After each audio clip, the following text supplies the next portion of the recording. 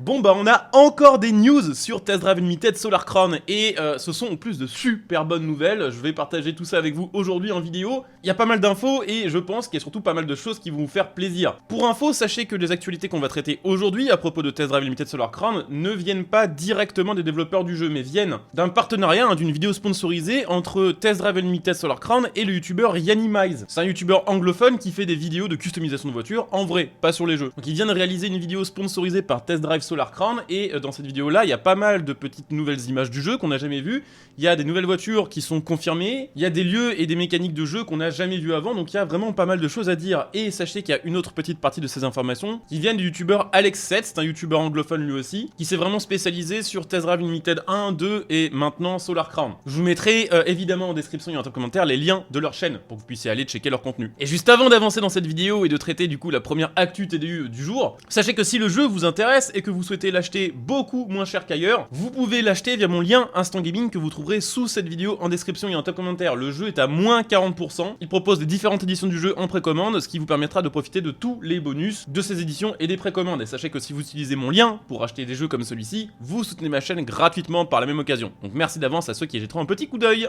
On va commencer par parler des nouvelles voitures confirmées, puisqu'on a vu une petite capture d'écran de l'intérieur d'une des concessions du jeu. Je rappelle que sur Test Drive, c'est pas comme un Forza quand vous l'achetez une nouvelle voiture, vous n'avez pas un menu directement acheter des voitures. Là, il faut aller jusqu'à la concession qui vend les voitures qui vous intéressent. L'intérêt de ça, c'est que les différentes concessions proposent différentes ambiances pour que vous vous sentiez un petit peu privilégié d'acheter telle ou telle voiture. Et surtout, ces lieux-là, vous pourrez les explorer à pied en multi avec vos potes. Donc ça vous permet d'aller voir une voiture ensemble avec vos collègues avant de l'acheter et de la personnaliser en choisissant ses finitions intérieures, ses jantes, ce qui est plutôt cool. Là, on a vu une petite capture d'écran qui semble être la concession spéciale voiture allemande, puisqu'on est dans une Porsche, et on peut voir du coup, à travers le pare-brise, dans les voitures d'en face, une Mercedes AMG GTR qui pour l'instant n'était pas confirmée, et surtout, et ça c'est exceptionnel, si on regarde en haut à droite de l'écran, à côté du rétro, si on zoome un peu, on voit une Mercedes SL 65 AMG. C'est tout simplement l'une des Mercedes les plus folles du monde avec un énorme moteur V12 biturbo. C'est un putain de missile et ça y est, elle est confirmée sur le jeu et ça c'est trop cool. Autre petite image de gameplay que je voulais vous montrer parce que là aussi des super bonnes nouvelles, on peut voir un petit peu de gameplay dans la ville et sur l'autoroute. Alors effectivement, dans un premier temps, ça nous permet de voir un petit peu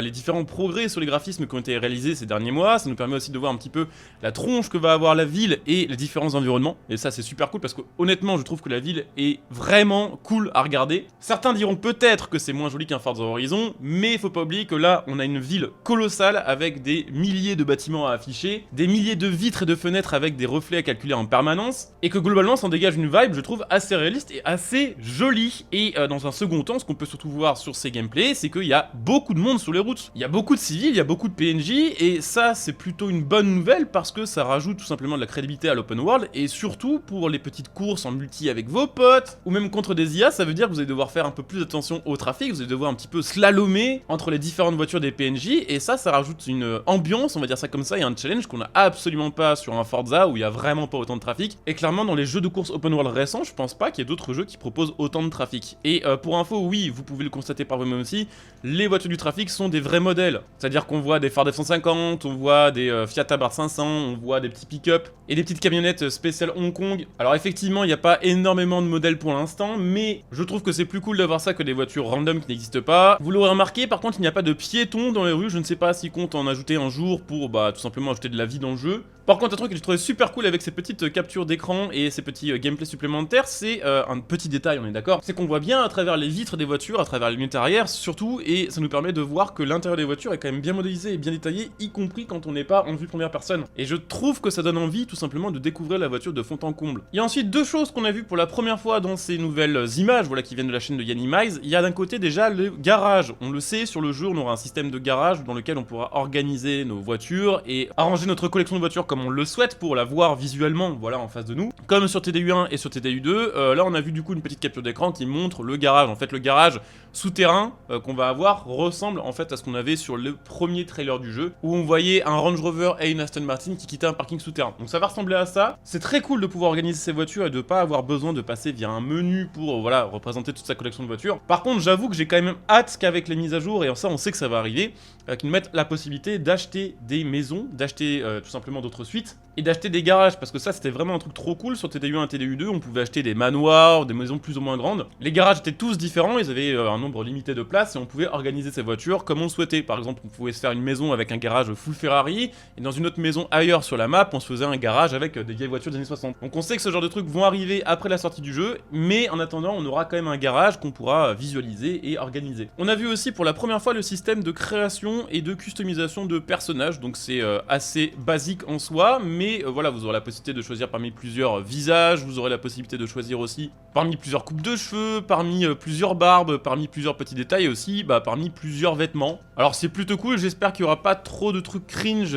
histoire que justement on se retrouve pas avec une pâle copie de Forza Horizon 5 à ce niveau-là. Mais les personnages seront quand même assez customisables, et puis on a pu voir un petit truc aussi pendant cette petite présentation du système de customisation, on a pu voir qu'on aurait un système d'influence, avec des petits bonus là qui vont jusqu'à 20%, on sait pas trop à quoi ça peut correspondre, mais beaucoup pensent que ce sera un système du style plus vous jouez longtemps dans une faction et plus dans un quartier vous arrivez à tout simplement gagner vos courses, plus vous aurez de l'influence et plus vous aurez la possibilité de gagner de l'argent. Par exemple, peut-être que plus 20% c'est plus 20% d'argent, ou plus 20% d'XP pour monter vos niveaux. Et pour terminer, du coup, je voulais vous parler de quelque chose qu'a trouvé justement le youtubeur Alex7. C'est ce que je vous disais en début de vidéo.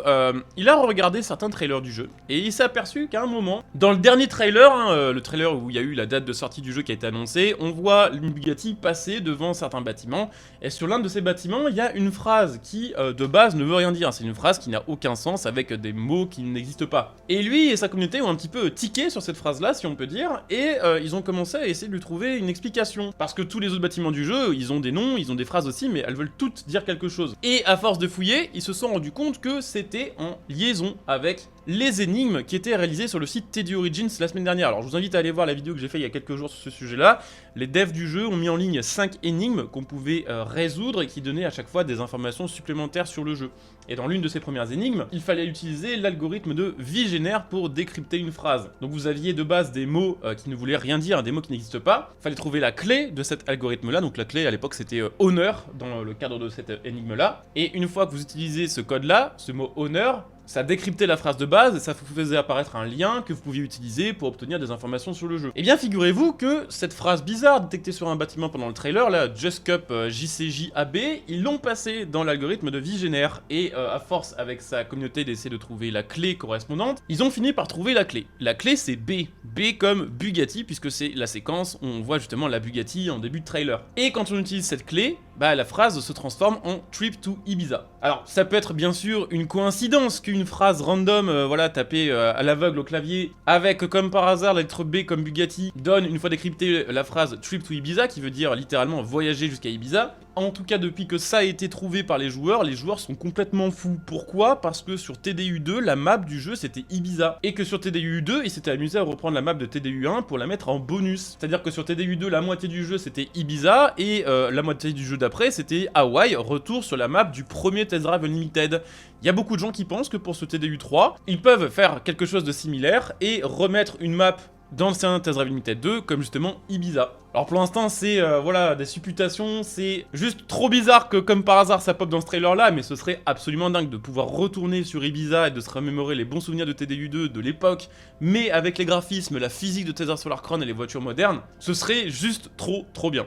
Donc voilà, on verra ce que ça donne. En tout cas, gros GG à Alex7 et sa communauté d'avoir trouvé ça. J'espère en tout cas que cette vidéo vous aura permis voilà, d'apprendre des choses qui vous intéressent sur le jeu. Évidemment, n'hésitez pas à me donner votre avis en commentaire sur cette petite théorie d'Ibiza. N'hésitez pas aussi bien sûr à poser vos questions sur le jeu dans les commentaires. Avec les semaines qui vont arriver, je vais avoir accès à pas mal de petites informations sur le jeu et je vais avoir la possibilité de faire des petits gameplays avant que le jeu ne sorte officiellement. Donc je pourrai répondre à des questions, je pourrai vous montrer des trucs. Donc autant que ce que je vous montre corresponde à ce que vous voulez voir sur le jeu. Donc n'hésitez pas à m'en parler dans les commentaires. Voilà, en tout cas, merci d'avoir suivi cette vidéo. Bien sûr, si vous l'avez apprécié, je compte sur vous pour laisser des likes, pour vous abonner, puisque évidemment, dès qu'il y aura d'autres news sur le jeu, j'en reparlerai et je pense qu'on va en réavoir bientôt, parce que là, on a vraiment une grosse accélération au niveau de la communication du jeu. On a eu genre 4 sources, on va dire, d'informations sur le jeu en une semaine, alors que ça faisait genre 3 mois qu'on n'avait rien. Donc forcément, des news, on va en avoir. Vous pouvez aussi venir me follow sur Twitch, si ça vous intéresse de voir du gameplay en live sur ce jeu, puisque dès qu'il va sortir, ou même peut-être avant, j'aurai l'occasion de streamer dessus, de jouer avec vous, peut-être de vous partager des drops, des choses comme ça. Donc, si ça vous tente, n'hésitez pas à venir me follow sur Twitch via le lien qui sera en description et en top commentaire. Vous pouvez même soutenir éventuellement en utilisant votre Prime. Voilà, donc on a fait le tour de ces petites actualités. On a des actus en ce moment tous les jours sur le jeu, vraiment c'est trop cool. Mais du coup c'est vrai que ces derniers temps je n'ai fait que du TDU en vidéo. Rassurez-vous, dans les jours qui arrivent, j'ai 3 vidéos qui sont prêtes déjà, qui parlent d'autres choses, d'autres jeux, d'autres news, mais tant que, bon, il y a des actus sur TDU, forcément, place à l'actu, voilà. Merci à vous d'avoir été là, à très bientôt, bon jeu à tous, ciao.